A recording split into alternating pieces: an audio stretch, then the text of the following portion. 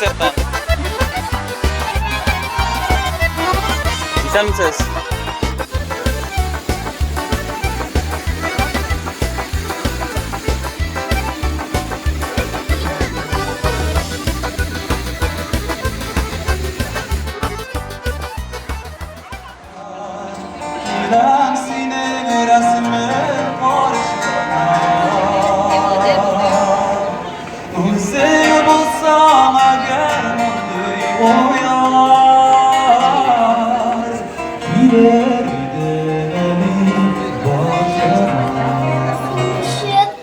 Nişiksin durmuşum, nişik gün kurmuşum, silek bir şeklizi, dabavan sarızım.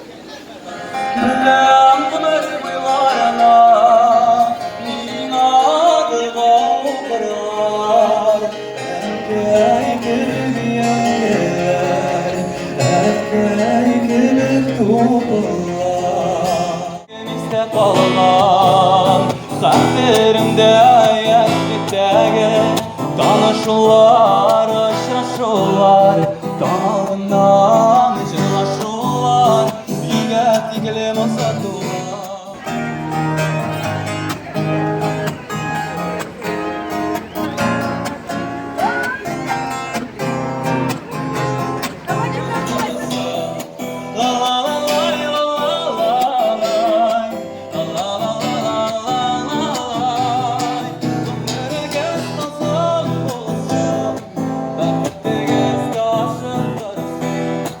Bakıtı göz taşıp